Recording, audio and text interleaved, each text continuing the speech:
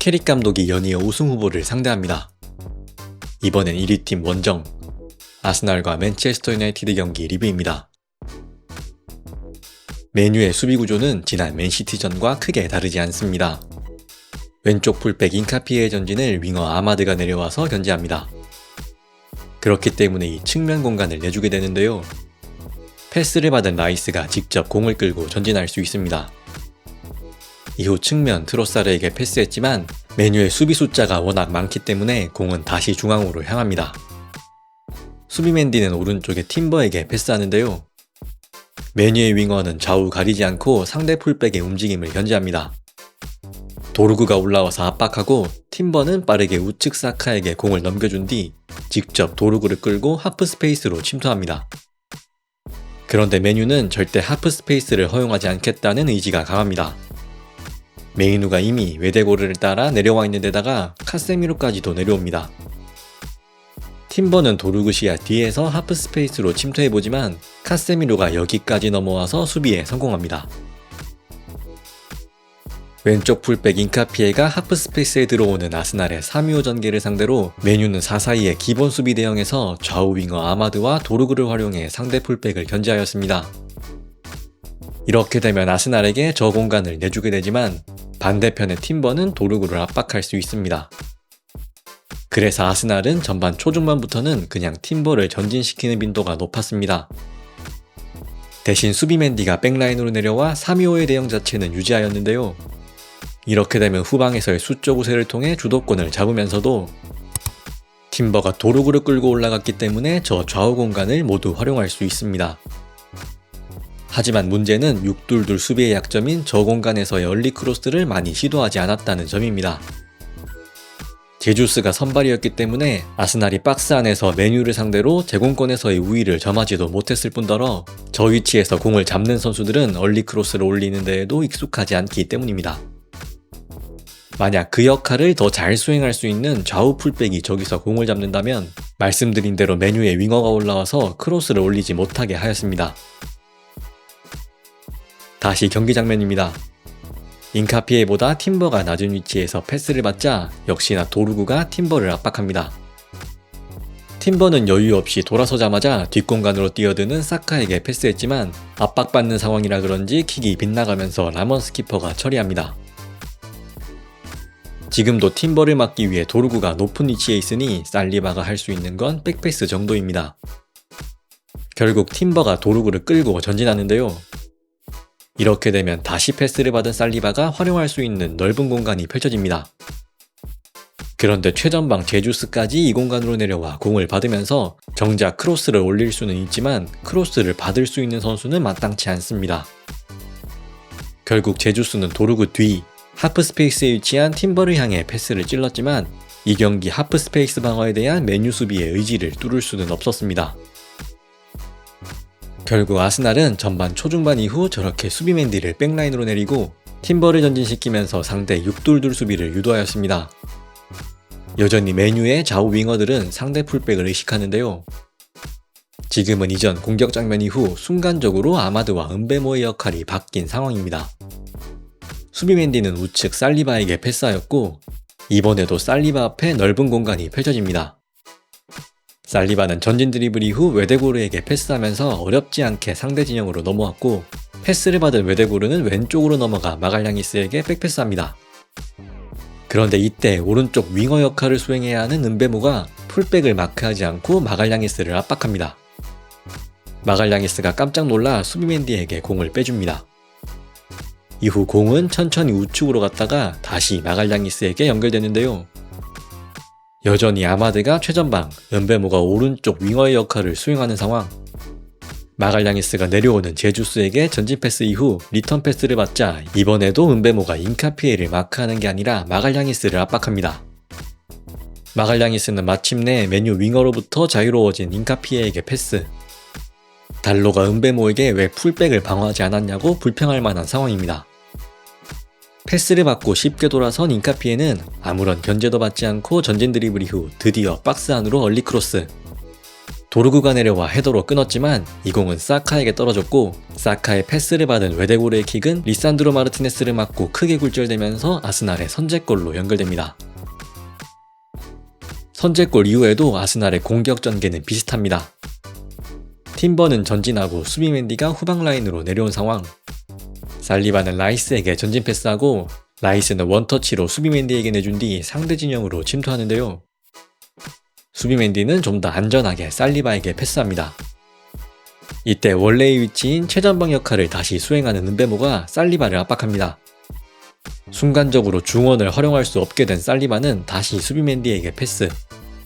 메뉴의 압박이 들어오지만 골키퍼까지 포함하면 아스날의 숫자가 훨씬 많기 때문에 아주 위협적인 상황은 아니죠. 그런데 패스를 받은 수비맨디의 밸런스가 무너지면서 라야를 향한 원터치 패스는 은베모에게 향했고, 은베모는 이 기회를 놓치지 않으면서 메뉴가 동점을 만듭니다. 하지만 메뉴는 전반전 이 장면을 제외하면 별다른 득점 기회가 많지 않았습니다. 이제 그 메뉴의 공격 상황에 대해 이야기해보겠습니다.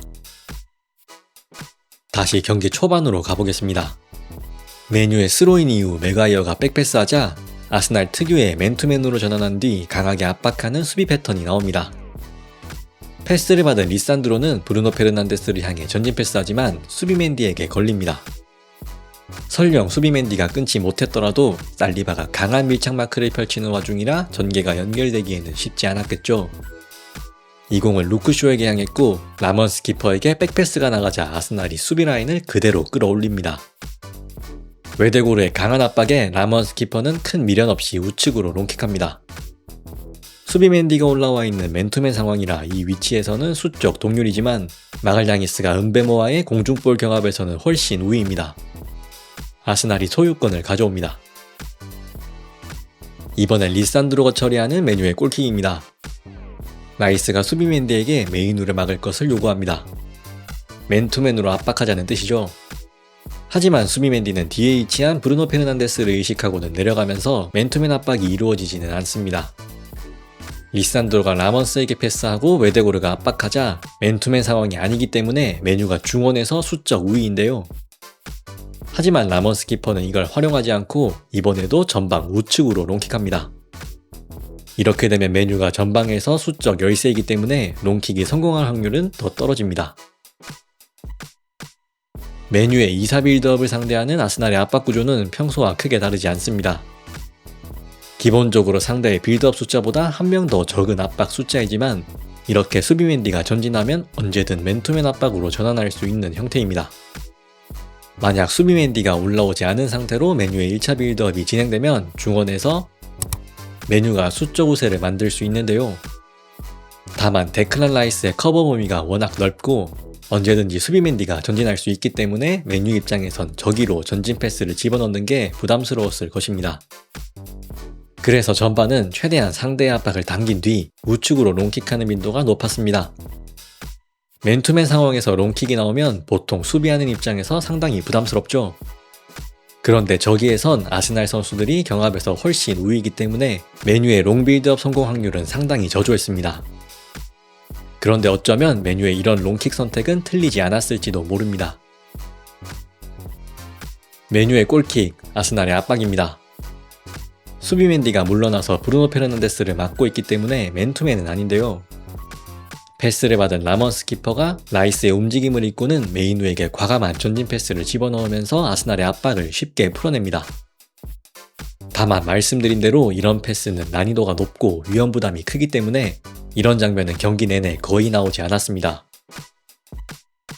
오히려 메뉴는 이런 백패스를 통해 아스날의 맨투맨 압박을 최대한 끌어당긴 뒤 웨데고르가 라먼스 키퍼를 압박하면 우측으로 롱킥하는 걸 주저하지 않았습니다. 지금은 맨투맨 상황이라 메뉴가 전방에서 수적 동률인데다 얼핏 보면 롱킥이 성공한 것처럼 보이지만 역시나 아스날 선수들의 경합 능력이 더 강하기 때문에 메뉴의 롱 빌드업은 장면을 거의 만들지 못합니다. 작전 실패라고도 볼 수 있습니다. 다만 이런 형태는 주중 밀라노 원정을 다녀온 아스날에게 체력적인 부하를 걸 수 있습니다. 아스날의 맨투맨을 당기고 롱킥하는 과정에서 상대의 스플린트와 경합을 끊임없이 강요하기 때문입니다. 이제 후반전입니다.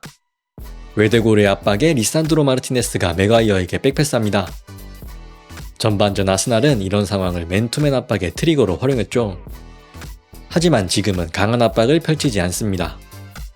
체력적인 문제 때문에 못하는 것일 수도 있을 테고요. 여유가 생긴 맥과이어는 전진 드리블까지 시도해볼 수 있습니다. 얼마 가지 않아 백패스했지만 제주스가 여기까지 따라 내려오면서 센터백 사이에 위치한 카세미르를 아무도 견제하지 않습니다. 전반과 달리 메뉴의 지공 전개가 길어집니다. 카세미르는 편안하게 리산드로에게 패스했고 리산드로도 어렵지 않게 전진 패스할 수 있는 상황. 여기서 루크셔의 순간적인 오버래핑을 팀버가 따라갔지만 리산드로의 패스 목적지는 도르구였습니다.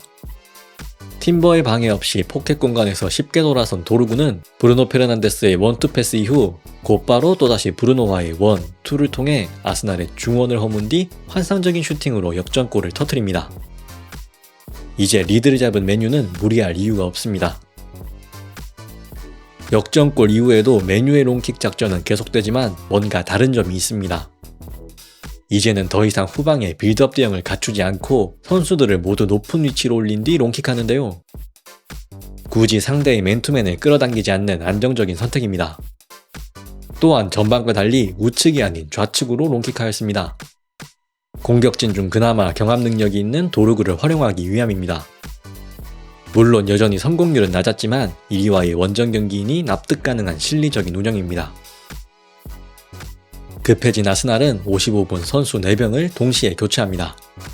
이때 투입된 선수는 요케레스와 베나이트, 메리노. 이젠 우측에서의 제공권이 매우 위협적으로 변했습니다. 이걸 활용하려면 왼쪽에서의 크로스가 필요하겠죠. 다만 문제는 팀버가 왼쪽 풀백으로 위치를 옮기면서 오른발잡이이기 때문에 저 공간에서 얼리 크로스를 올리기 어렵다는 점입니다.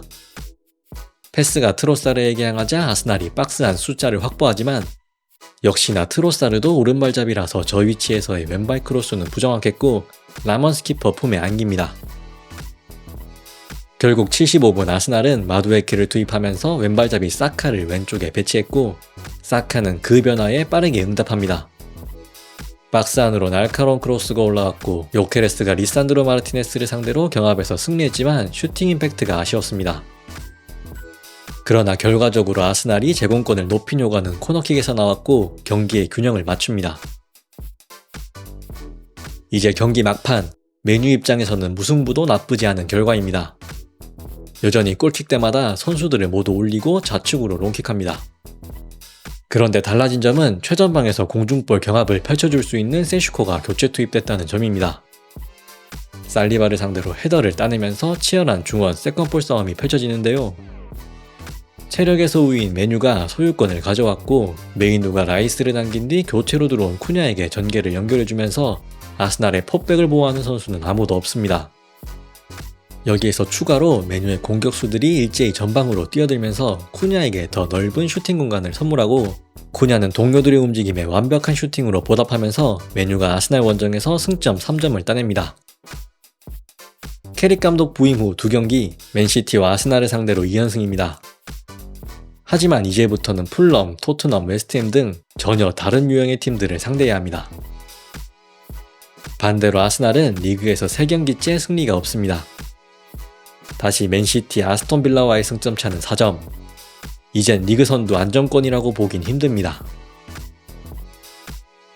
저는 더 좋은 영상으로 돌아오겠습니다.